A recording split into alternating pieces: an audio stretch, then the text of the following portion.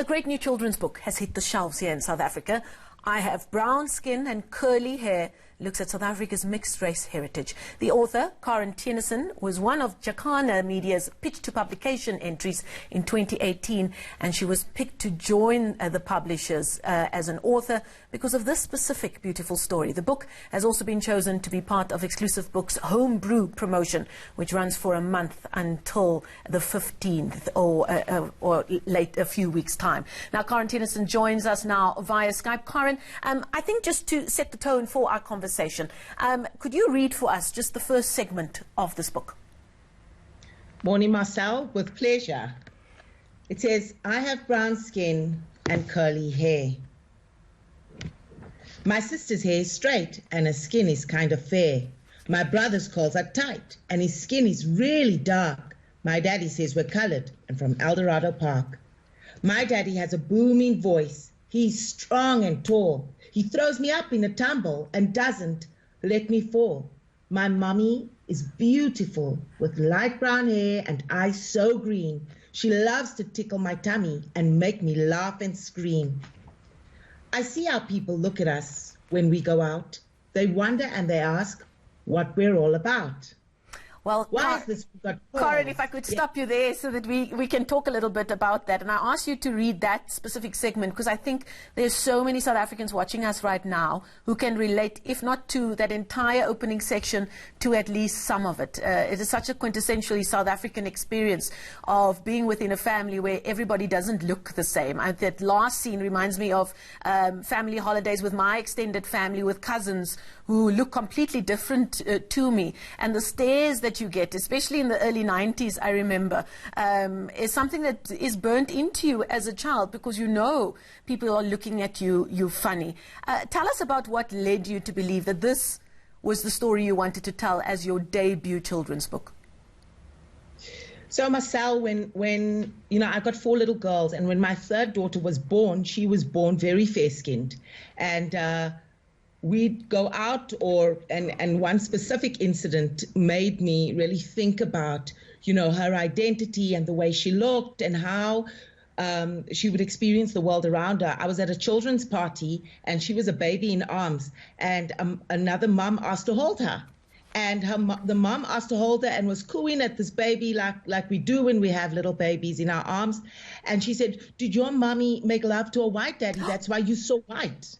And it was quite a shocking situation for me at the day on that particular day, and it really made me think, especially after the fact when you got that kind of commentary from friends, even from family, that this little one is going to grow up and people are going to wonder about why she's this way. And for me, it was quite strange because it is, as you say, a quintessential South African experience that so many families go through. And yet it was still something that someone still felt they could say out loud, And now this is a book that many would be able to use to talk about diversity with their children, because often we hear about diversity training that's being done in corporate South Africa, but then you're dealing with adults who've gone their entire lives never having this discussion. Did you feel that there was a need in raising your kids and seeing what was out there as children's book that allows you to have these conversations, that it was extremely lacking, that there wasn't enough books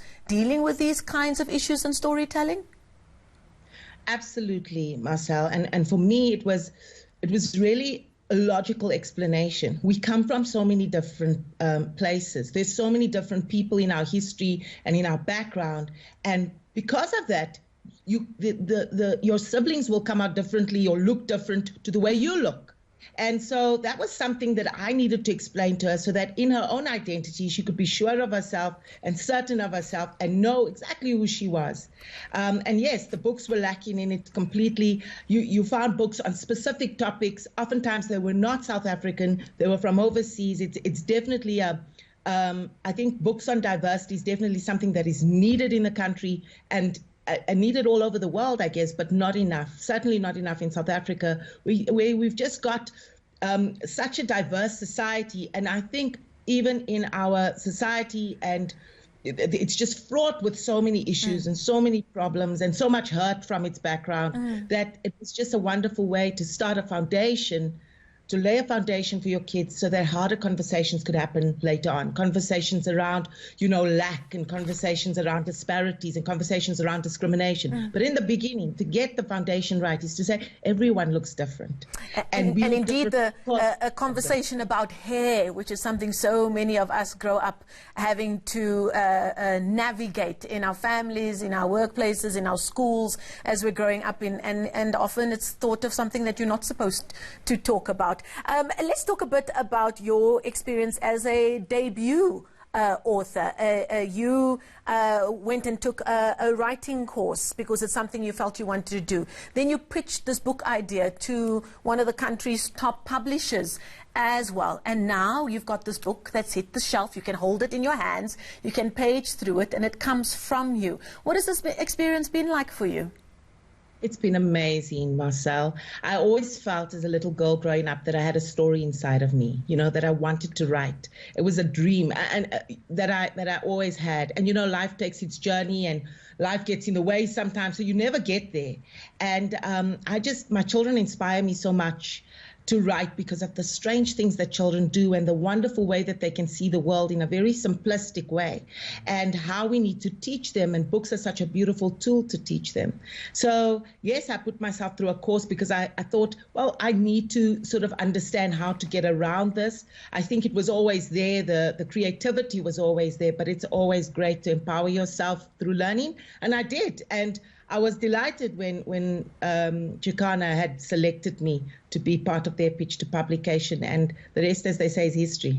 And now, obviously, I'm sure critics will have wonderful things to say about the books. I'm sure there'll be competitions you can enter. But the most important judge and jury, I'm sure you'll agree, would be your daughters, your kids. What has been their reaction to the book?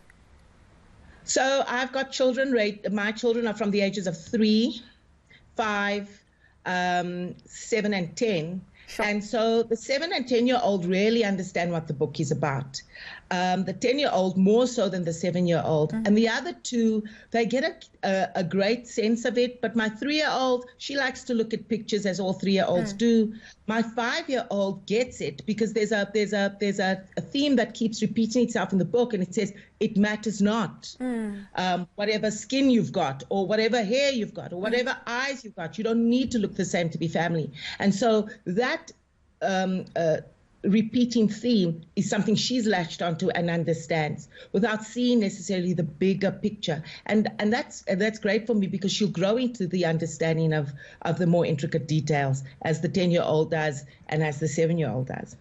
We'll leave it there. Thank you so much, and congratulations on the publication of this book, an important one for children to read, and if they can't read, just to be able to look at the pictures and to see themselves reflected back to them, I think is so important right now. Theunissen joining us live there. Her book is called I Have Brown Skin and Curly Hair, and it would be in all good bookstores, I am told, if you want to get a copy. You don't need to look the same to be family. Isn't that a wonderful thing to take into our Saturday?